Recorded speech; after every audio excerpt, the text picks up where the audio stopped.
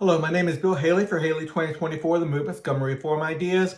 This video is going to be on Haleynomics, my definition of economics or my way of explaining economics. I think I have a lot of very unique views. I'm going to show you one of them now, how money works. Now, I have my own monetary policy, but that's not what this video is about. A lot of videos online. Go to my website to see it, haley2024.org. But we're going to talk about how money works. And there's a lot of people who explain monies. Some do it well. I think the more conservative people explain money does it better than the more liberal people explain money. I'm not a fan of the modern monetary theory. I think that's a lot of insanity in that, quite honestly. But I more go towards Steve Forbes and Milton Friedman and Walter Williams and the like, more the conservative slant on how money works. Then I have my own way money should work. It's on my website again. Now, I'm going to explain how money works, and I think I have some unique views on that. So money is explained as, this teaching adds to the understanding.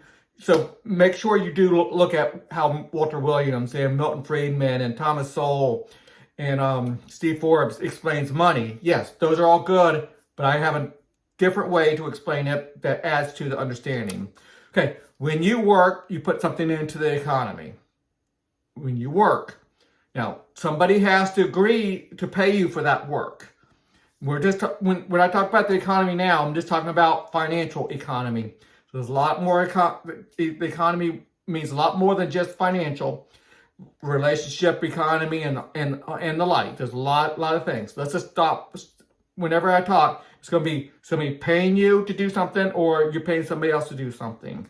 And when I talk about services, we're talking about products or services. I just don't want to have to keep on saying products or services or goods or whatever. Services is you providing a service of goods or services of carpentry services or mechanic services, or the goods of corn. You supplied the service of providing this corn. And so you get the product and services. So when you work, you put something into the economy. So when somebody pays you to work, you put something into the economy. You put something on the store shelf. When you buy, you take something out of the economy. You take something off the store shelf. Every transaction has a buyer and a seller. The same amount of money went into the economy and out of the economy. So it's important to know that one sale, if it's $100, somebody got the $100, somebody gave up that $100. Same amount of money went in and went out.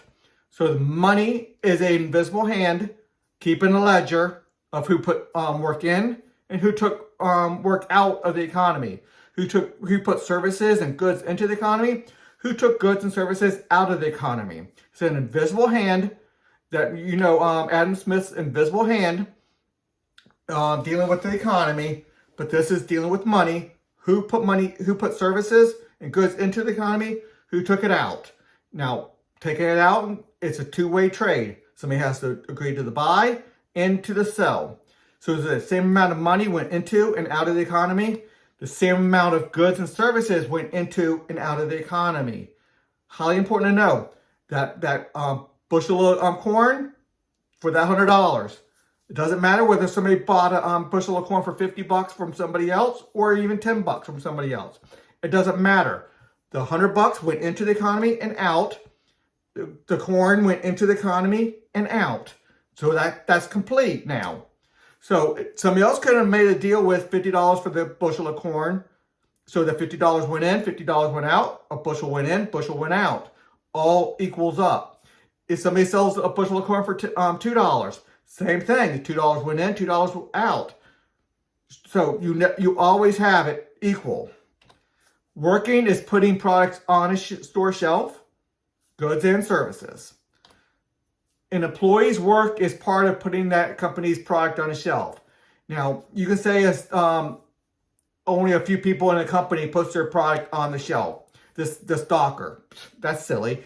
The people who make the product is part of the people putting the product on the shelf. Even the janitor helps put the product on the shelf. The people who drive the trucks to bring it from one place to another puts that product on the shelf. the whole company, let's say your whole company is all about making a certain widget. Everybody who gets paid on that company is part of putting that product on the shelf. So, and it gets a lot more complicated than that, but let's just go with that for right now. Shopping is taking products off the shelf, both goods and services. So you see how that works. It is critical that product is put on the shelf in equal amounts as product being taken off the shelf. When it's just a trade, that happens automatically. The invisible hand keeps that proper ledger. So where does it mess up? Well, I'm not sure if it's the next slide or not, but let's get to it in a second. Let's go to income tax for a minute. Income tax is government requiring sellers of labor, so when you work, to use a portion of your earnings from the labor hours to pay for government services. So government services is product on the shelf. You're taking that product off the shelf.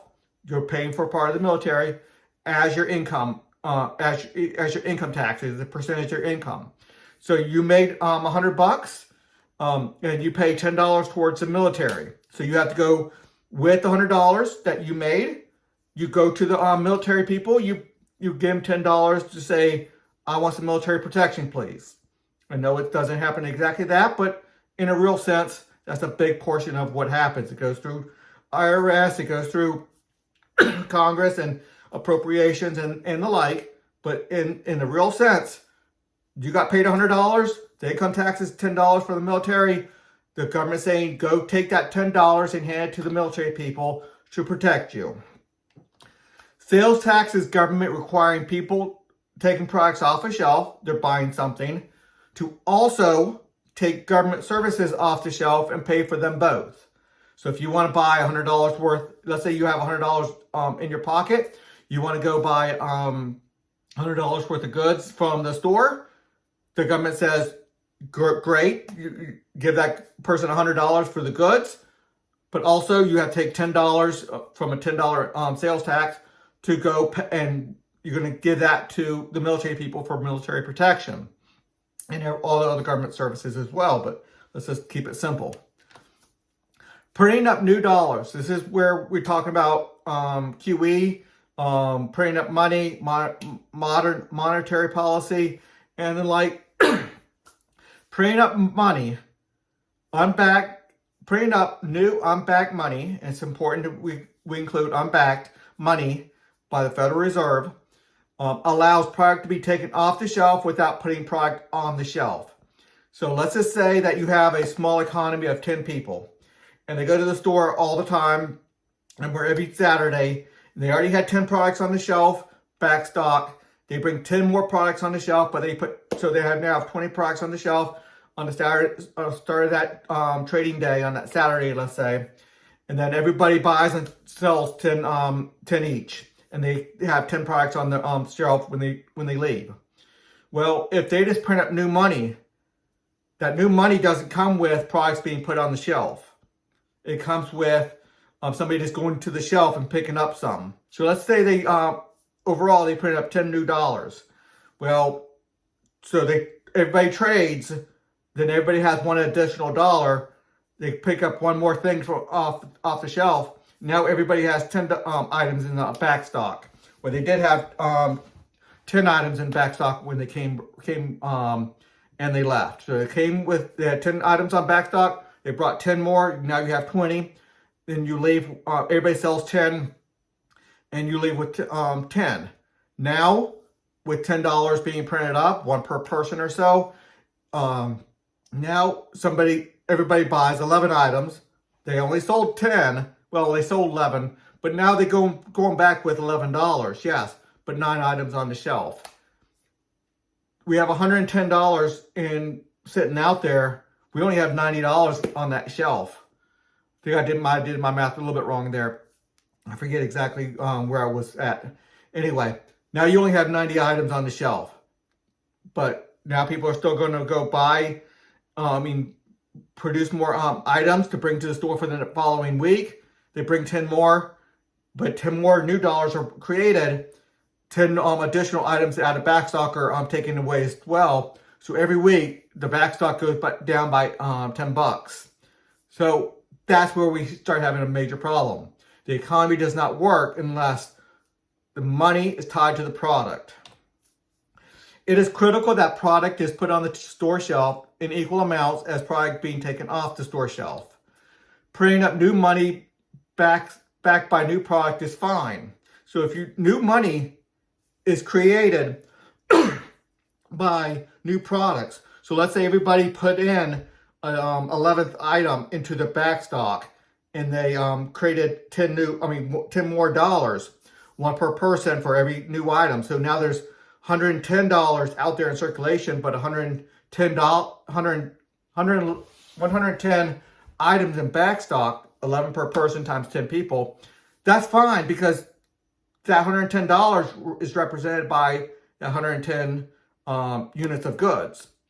So it's fine if it's backed up by it, as long as the money goes away when the product goes off the shelf. Now, there's a lot of complications in there. If done right, there's a lot of complications. And one of the big complications is if there's a monopolized force, the Federal Reserve, buying mortgage-backed securities and other assets to back up the money, it's a lot better than just printing it out of thin air. But if the money is created by new mortgages and the like, now it gets complicated. You don't want too many new mortgages at one time. You don't want the level of debt going up too high. You need that kind of stable.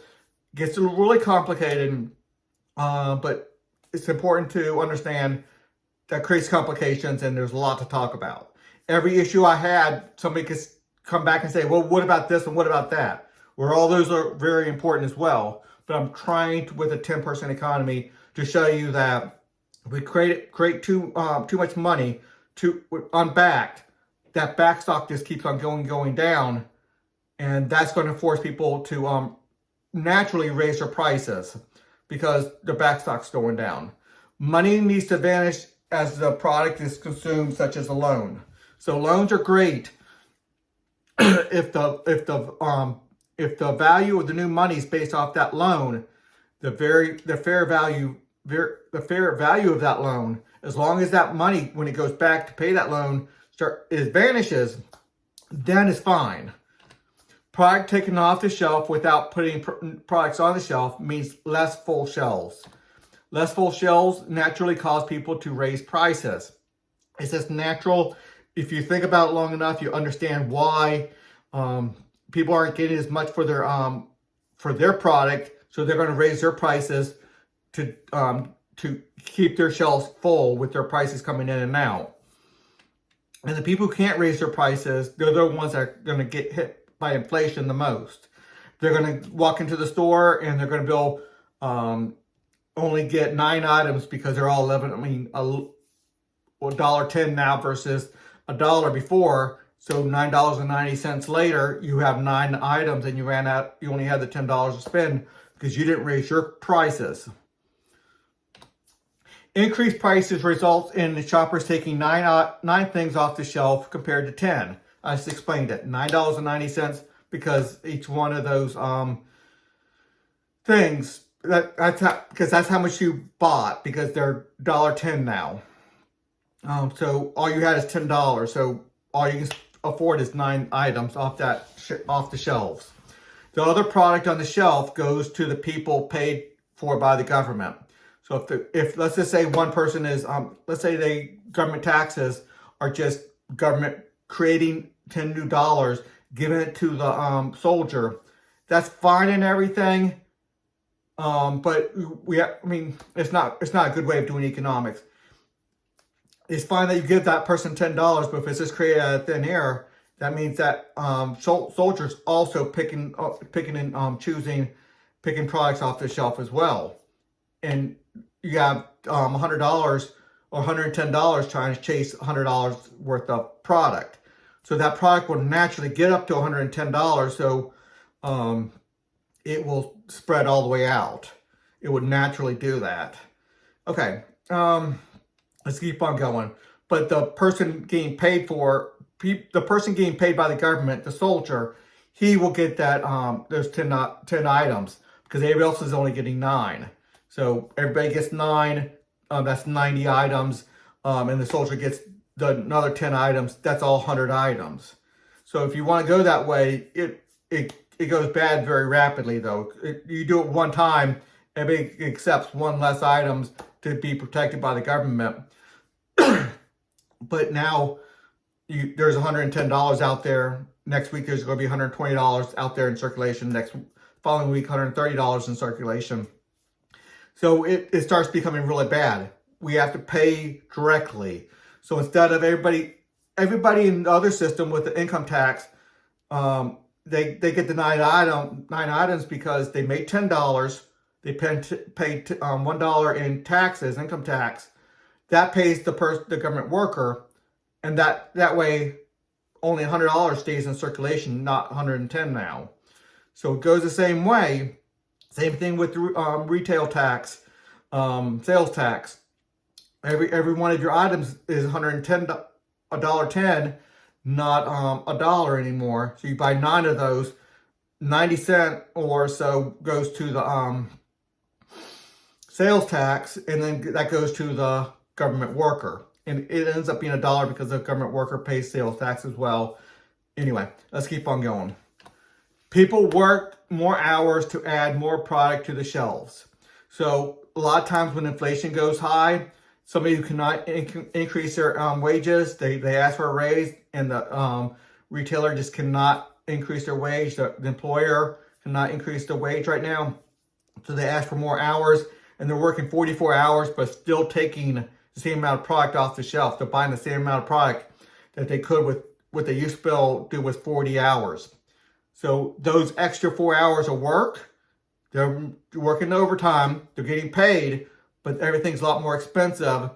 And that extra 4 hours goes to pay for government services. It just, what money is you do work here, and then you are able to give that money to somebody else. They get that, the responsive trade. So that is important to understand. The rising of prices pays for more government services and extra hours of work provides government services.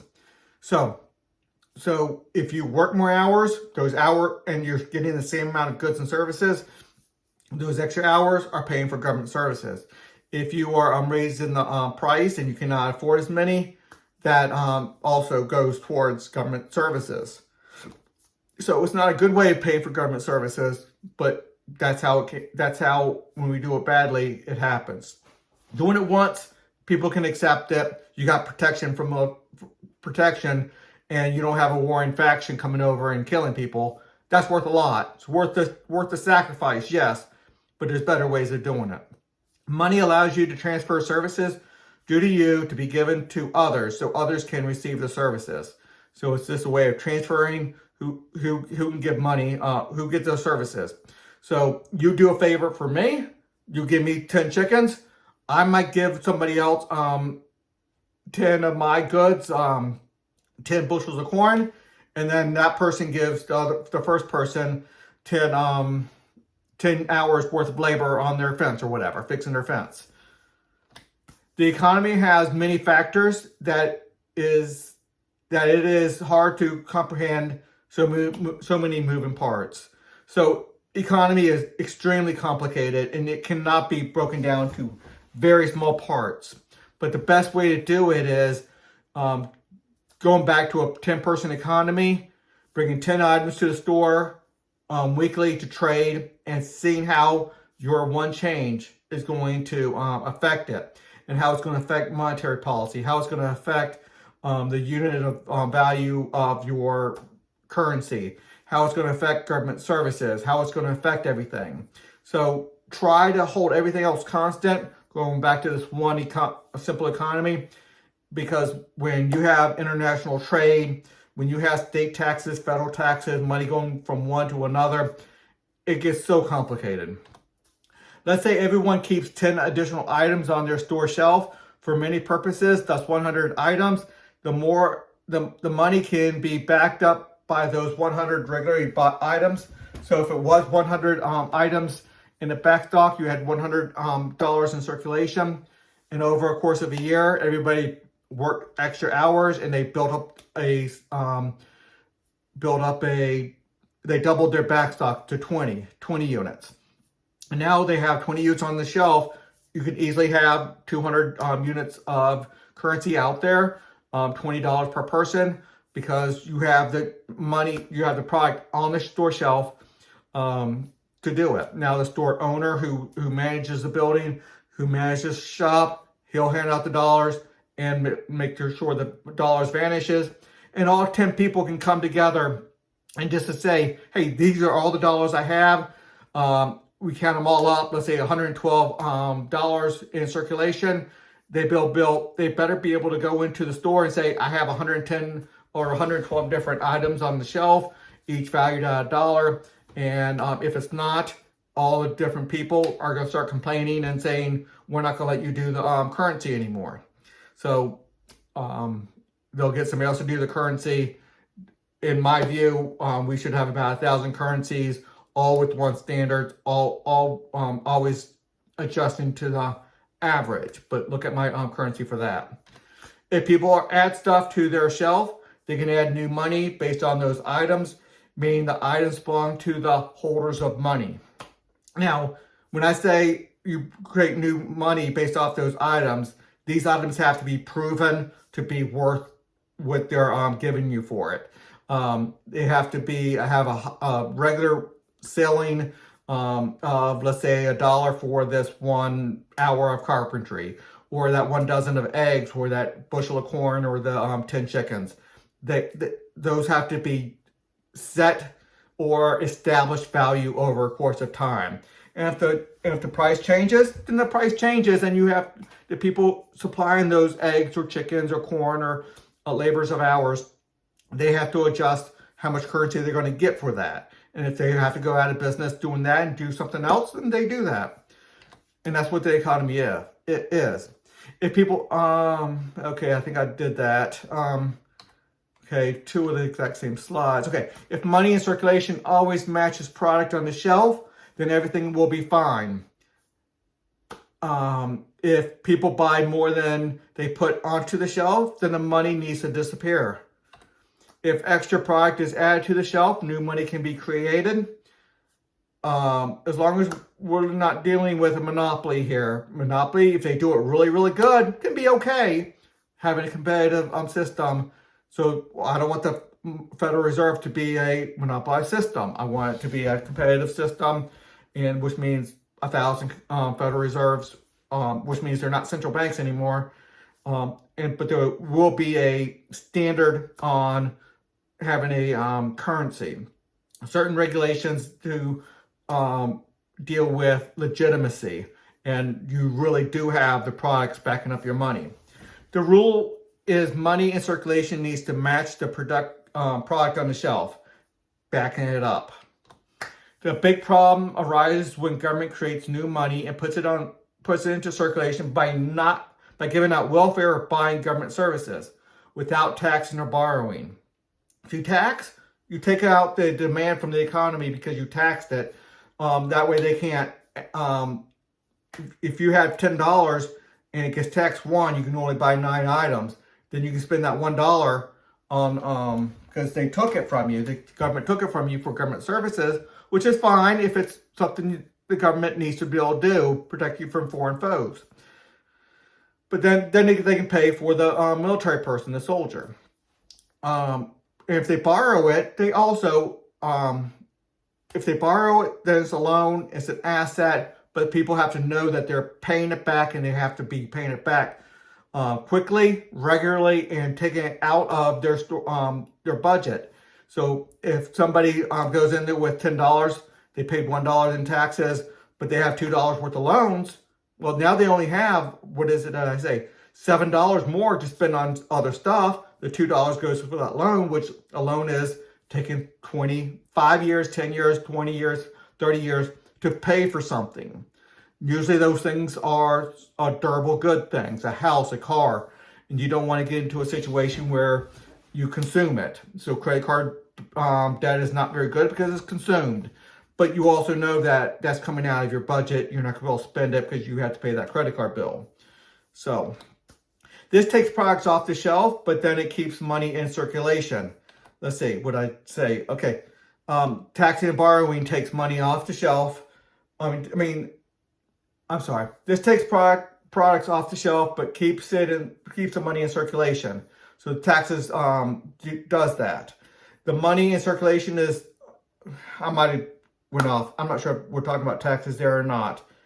The money in circulation is still only backed up by the product on the shelf. Yeah, the money has to come off the shelf if the product goes away. So if it's consumed, it goes away, is what I'm trying to say it. So what we're talking about here was welfare and buying government services that are not durable goods.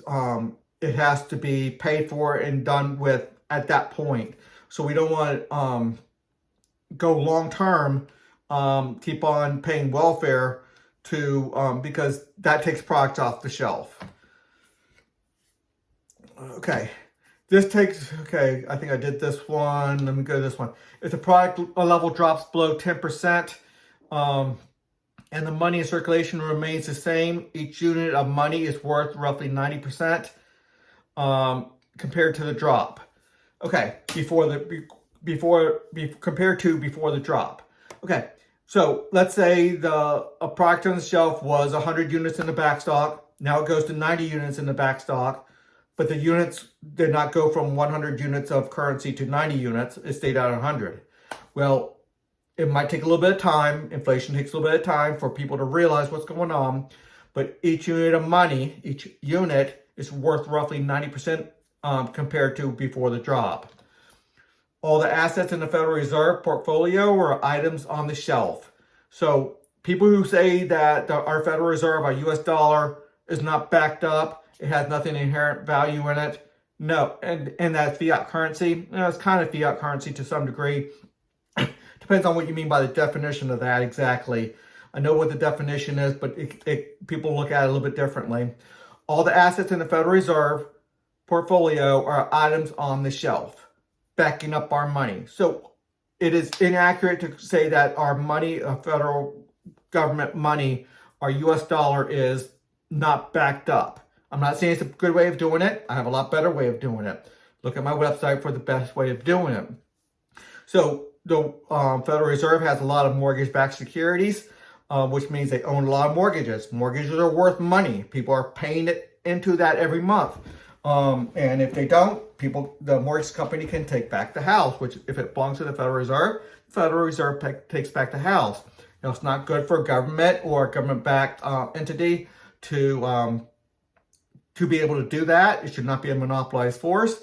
That's another big part of it. But mortgage-backed assets are typically fine if it stays relatively consistent. So if they do a good job, it can be okay. I'm not saying that they're doing a good job. Way too much. They're allowing politicians to roll them and say fund our government debt, and that's not good. Unless government debt is going for a war or to keep us free, we do have problems. Because people paying mortgages have to reduce taking products off the shelf, which means buying stuff because of that with that money. So let's say the mortgage is $2. You're going into the store with $10, $1 tax, $2 for that mortgage. You can only buy $7 more stuff. That's their demand on that. That's fine because the other two are going back to that mortgage. But it's important to know when you pay that $2, it has to go vanish because the mortgage level went down. Okay, and then part of that $2, 30 cents of that dollar or whatever is for handling, and that's the interest, and that's for all the government services. I mean, all the not government, but all the bank services surrounding that, the insurance and the like. Okay, let's keep on going. The same does not apply to the federal government creating government debt with just a promise to pay it back in the future. So if it is if it's mortgage-backed securities and people are paying that mortgage off, they're reducing down their spending. They're taking less product off the shelf. Okay, but that doesn't happen because when you create government debt, unless it comes with a real tax that stops people from taking more product off the shelf by taking some of their money, a real tax, right away, recognizable, then over time, federal government creating new debt and through the Federal Reserve and like, with just a promise to pay it back in the future, no real tax, that does not apply. That's where it goes bad. That's where products just start going off the shelf and prices start to rise. Without a real tax to reduce taxpayers' ability to take items off the shelf. So, kind of said that already. 1,000 lessons come from that. It's not just one. I could have went down 1,000 different rabbit holes. That was just one rabbit hole to explore. But always good to go back to that 10% economy where you can wrap your brain around it. You cannot wrap your brain around, well, China bought this and India bought that and we spent money on that. Well, there was an investment in peace over here when we gave the Venezuela government money to do this. Maybe they wouldn't have done this or that. I mean, there's a lot of craziness going around. You can't wrap your brain around all the craziness. So going back to that 10% economy can really help. Okay, Haleynomics is what I call me explaining economics. Again, that's just one aspect of a couple things. I went into a couple things, how money works, why we're going through the major inflation right now, because our government is spending so much money, and they're not just borrowing it. If they borrowed it, it takes away from the demand and does not allow other people to utilize that money for mortgages and stuff, which is why you shouldn't have government borrowing so much in the first place. They have to really limit how much they borrow or eliminate that, and only borrow when there's a war. We're going to be dead if we don't. We're going to be overtaken. We're going to be under communist rule or whatever the case may be. So Haleynomics is how I explain economics. Okay, everything's easy to find on Haley2024.org. I have a whole Haleynomics page on there. I do have a full government reform site. So if this is the only video you're seeing, I have a lot of government reforms. I just wanted to talk about economics on this video. Please consider a donation for Haley 2024, the movement. It's a 501c3. And until the next video.